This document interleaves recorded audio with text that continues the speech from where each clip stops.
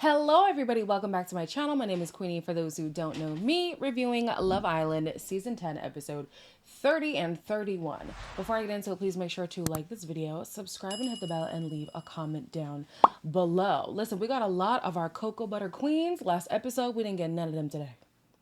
We got none of them today. But we're going to get into things. I'm going to try to mix in this episode and last episode into like a medley of sorts. I don't know, just go with it. Okay, is this loud? Shh.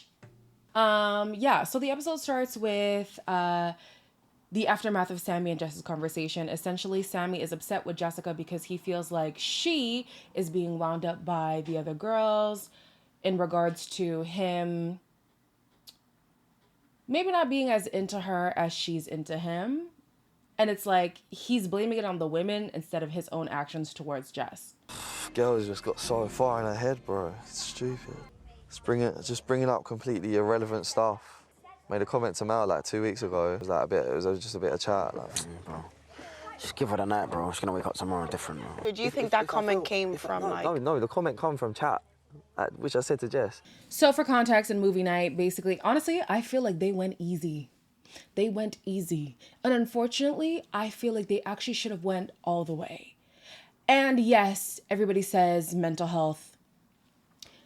Imagine the mental health of somebody who thought somebody was one way and then has to go home after having all these feelings for them and realizing they've been a fake this entire time, you know? So I'm just like, no, I really wish they would have shown her all the footage of Sammy, or at least more footage of him being defamatory regarding her, like basically saying, oh, I'm managing you, da-da-da-da, whatever. Just because Jessica really needs that strong wake-up call. She really, really needs it. And here she is kind of reasoning with him. And I'm just like, you get mad, but then all he has to do is apologize. And you're okay with it, right? And even right now, Sammy is only in the doghouse because he doesn't want to apologize. He doesn't feel like he's wrong. But as soon as he apologizes, Jess is going to accept him back like nothing ever happened. Like, to me, that doesn't even make any sense, Jessica. I call her Jessica as if that's her full name. It might just be Jess. But anyways, I'm just here like, okay, he said the things that he said to Mal were just chat. And what he said was, I have a stronger connection with you in 3 days than I did with Jess in 3 weeks, right? Something to that effect. Even if that was just chat, to me as the woman who's hearing it, now I'm getting the sense that you just tell women what they want to hear, regardless of whatever your true feelings are. And to me, like, I wouldn't even want that either, because you're the same man who's going to get upset when I start to have some self-worth and you call me out, say, well, I was only managing you. How dare you? Basically, like, how dare you? How dare you? That's all I could think of, honestly. Like, yeah, I'm tired of these two. I'm really tired of it. Sammy is my sole mission to get out first above anybody else. But honestly, Jess, if you're going to want to stick beside him through this foolishness, you're going to have to follow right behind him. Then the guys are calling out Mitch on his snaky behavior, which has been prevalent throughout the entire season. I don't know why now they're choosing to be offended by it. And during movie night, Mitch was laughing and everybody was kikiing. Besides Zach. Zach had a little moment where it's like, hold on. Our relationship is kind of different. But yeah, he was kikiing about it because it's been a joke to the entire villa, right? But it was Montel's lip for me that had me in stitches, because this man had little to no words to say when the men were talking about Leah. Both during movie night and after movie night, the debrief and stuff like that, he said nothing. But now, when another guy is saying things at the detriment of his boys, now he's got a voice. Shout out Leah. Mitch is a crazy, scary guy, scary little guy. No man like him. He's them man there. Man like that, I think I'll bottom of the barrel, I'll be honest. To be using other people's names, like saying stuff, good stuff, then trying to say bad stuff about them, like, bro, that's just weird, fam. I'm also here like, does the villa not see Ty's movements? It's very toxic, the things that he pushes, the narratives that he pushes. And I kind of have to give him grace. I'll talk about it later, about the fact that he's not the one who is single, technically. Everybody else is. So is what he's saying bad? No. But he has been pushing for the mess as much as Mitch has, but there is no vim for him. Like, to me, it's very toxic. I don't know. That's just my personal opinion. I'm like, if you have smoke for Mitch, you kind of have to have smoke for Ty too. But oh, God forbid they speak against Daddy Ty. Speaking of toxic, the toxic twins are dragging out this conversation, child. Honestly, Ella has said everything allegedly that happened in Casa Amor, and he has already accepted her back. So why he's upset about this is beyond me. Did what you did. What is there more to say? Like, whatever you... You whatever made me were single. You saying. think I didn't want to be single? I never said when I brought them back, oh, I brought this guy back because I want to be with them and not him. Yeah, you say that you're a flirty guy and girls say you're flirty, but actually seeing that... You've actually seen physically now how I flirt, Yeah, I don't and now like you're upset. I'm gonna pull Aaliyah and say I never want to hear about this conversation again. I really don't. She was moving pretty calm in Casa. Like there isn't anything that she could be like embarrassed about or to say like, oh my gosh, okay, how am I gonna fix this? And I'm pretty sure she told him all of this. The only thing that is a speculation for me is that whole did they not kiss in bed. The fact that Uzi was fumbling to answer the question during movie night is what has me raising concerns, you know? At first he said it was a neck kiss, and then he said it was a cheek kiss, and then Ella said it was like a face cheek kiss, and then in the night they're talking about, oh no, he kissed me on the forehead. Which one is it? Whatever lie you guys are gonna stick with, if it is a lie, get on the same accord, tell the same lie, because it's looking very sketchy. It's reminiscent of, what's her name? Ekansu and is it Billy Bobby Brown? I don't know. Yeah, that whole like, oh, nothing happened. Right? Nothing happened, right? Okay. I have here Scott and Catherine. What did I want to? Okay. So on movie night, basically, Scott was shown in a bad light, but we know it was not as bad as they're trying to portray, right? And then Catherine is seen being very loved up with Elam. Honestly, happy days for her. Godspeed, right? The problem is all the women were championing Catherine in a way that it was like, screw you, Scott. Casa didn't work out for you. Nobody desired you. Blah, blah, blah. And even Leah said, oh, wasn't he trying to talk to all the girls and nobody wanted him? And I'm just here like, how do you even know that? How do you even know that? Were you there? You were not there. And so I don't know what it is about like the Catherine situation where it's so unfathomable that the man decided to stay single because he liked you.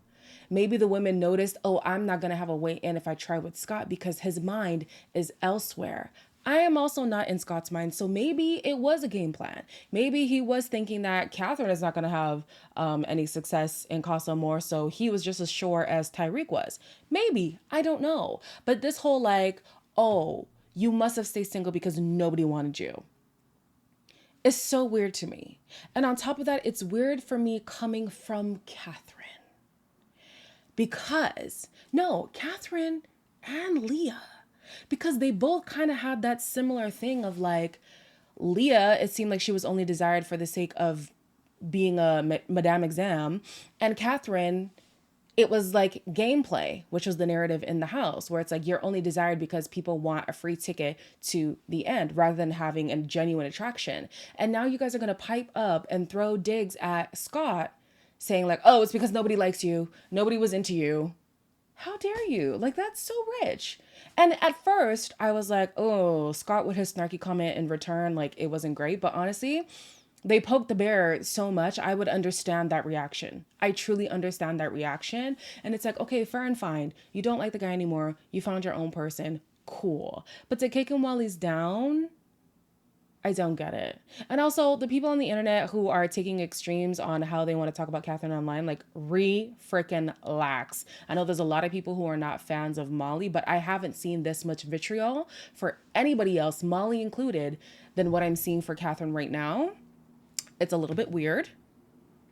I need y'all to get it together, especially if you're going to be interacting with my channel, whether that's here or on Discord. Like, it's weird, guys. You can have your criticisms. You can even say, oh, I don't like the girl. That's fine. That's your prerogative. But some of the verbiage is concerning. The next morning, Zach decides to call Zach out on his, what did I say? The next morning, Zach decides to call Mitch out on his shady behavior, and he's trying to weasel his way out of this situation. How are you feeling, snake boy? Took out of context, out of all of it, except from the Molly one. Does every single lad here think what we saw yesterday is a mad thing? I think it's mad. Mad thing, so. Yeah. I know it looks bad, but one wrong doesn't ruin 100 rights. And not the Casa Boys co-signing. They're like, yeah, that is kind of shady. Yeah. Like, please. But in all seriousness, it is shady. It is. He has been moving shady from the moment he got in. No, from the moment Molly had eyes for anybody who wasn't him. That's when things just started to go left for him. Like, he wants to be the number one choice. And when he isn't, he turns into, a problem. Scott, you better watch out. If you're coming for Abby, you better watch out for Mitch. But, I'm inclined to believe that the whole villa has had these feelings for him. If you think back to when Whitney was trying to confide in him about something, she was like, no, I need you to actually be serious. Like, your messiness is not what I'm looking for right now. This is a theme with Mitch. And fine, if everybody thinks it's funny, that's one thing, but clearly it is bothering people. And you've got to realize, like, are these people your friends or not? Because you moving mad like this while calling these people your friends, it's very shady, and you're going to find yourself with no friends very soon. Uzi and Katie are catching a vibe, and essentially she's saying she doesn't want to play second.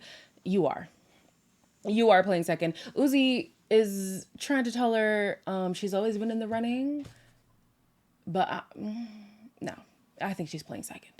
I was obviously more focused on Ella, but then also I didn't take it personally because I knew you and Ella knew each other from before. No, I just wanted to let you know that it was never that. I didn't feel second best. You wanted to come back with Ella, so... Yeah, but from as soon as I walked in, I knew it was done. Yeah. The fact of the matter is, if Ella was still continuing to keep both connections intact, I don't even think Uzi would be talking to Katie at all, right? There is a pre-existing relationship with Uzi and Ella, and I don't know how far serious that was, but it was serious enough for him to want to wait in the wings while she figures out her situation with Ty, right? And if she had sacked Ty off completely, he would have been all for it. Potentially. So is she playing for second? Katie? Yeah, I think that she is. And if that's what she wants to do, that's fair and fine. I do think that they have a rapport going on. They are more aligned when it comes to age and values and where they are in life and the stage of life they're in, for sure. But let's be for real.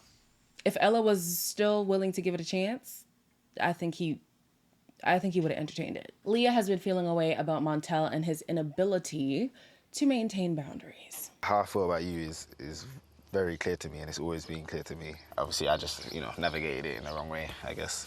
It's not just a situation that all can be forgiven. Like, yeah, we can't move on like that. I don't really think I touched on Montel's movie night situation, but essentially, he was making a mockery of the situation, and Leah was obviously hurt by what she was seeing, and the fact that he thought the best thing to do was to get a laugh out of the guys, then protect his woman's feelings, again tells me where your mentality is. Like, this is your man, Leah? For real? Just no, okay? And to make matters worse, the following footage was Leah basically saying, like, nobody's like Montel, and I hope that he's being loyal. And it made her kind of look like a mug. And still he was doubling down, trying to make the guys laugh rather than protect his girl's feelings. Like, absolutely not. Absolutely not. With the whole egging on situation, she is kind of upset that he's a follower. But at the end of the day, right, the egging on from Ty isn't too bad when you put it in the context of if they were on the outside, he wouldn't know the girls that his guys are talking to, right? So therefore, it is up to them to make the decision how serious their relationship is or how serious they want it to be, and then act accordingly, right? But because he knows the women that the guys are talking to, it does seem very like malicious. But yeah, on the outside, he wouldn't know these girls, you would think, right? So Montel, it was up to you to say, no, I like Leah. We have a strong connection, or I want us to have a stronger connection. So therefore, I'm going to be loyal, whatever loyalty looks like for you, or I'm going to at least respect her feelings by not kissing other women and holding their hands. That's what Leah was upset about. I'm like, baby girl, they full on kissed. What did you want him to do? Like, She sounds like one of those people who thinks that kissing is more intimate than sex. If you're one of those people, please explain it to me, because that one I will never understand. Sammy is now denying everything that happened on the tapes, essentially. He was saying it's taken out of context, blah, blah, blah. Jess is not having it. I feel like it's been blown out of proportion so much. Well, it hasn't, because that's how I feel. I was crying. Yeah, I know, and that's horrible. You didn't even acknowledge Yes, I did, me. Jess. No, you didn't. What I actually said in it, as in her being closer to her in 2 days and you in 2 weeks, like, it's not true, and I hold myself accountable to that. I shouldn't have said it. I feel like you're just milking it. I'm not milking it, it's how I feel. Okay. I don't need to explain anything else, because I feel towards you like I haven't felt with anyone else in here, and that's that. I've realized that what annoys me the most about Sammy, on top of his lack of empathy, is the I knows, right? He'll always say, oh no, I know how you feel, I know. And it's like, but you don't. You don't, because this is a repeat offense. We are constantly having the same argument and there is no change behavior from you. So therefore, you do not know.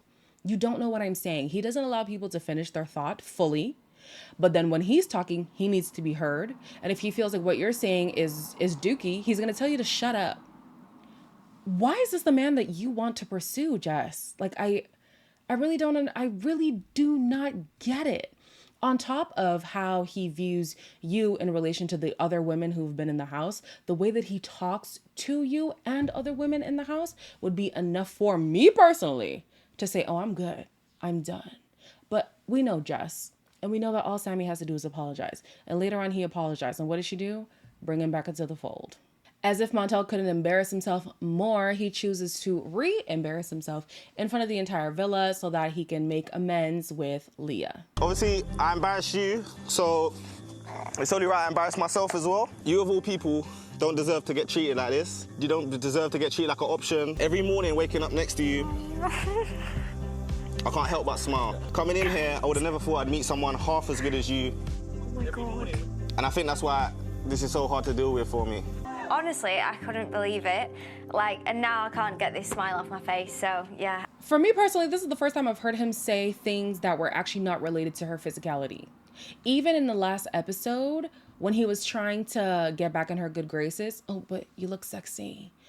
Everything is always physical with Montel when he's talking about Leah. And this is why in my heart of hearts, I believe he does not have...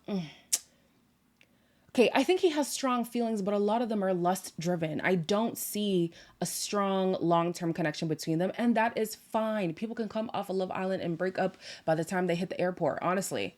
Doesn't even matter, that's your prerogative. But people keep telling me in the comments, why don't you see that their connection is so strong and so pure? Because all he does is talk about her physicality.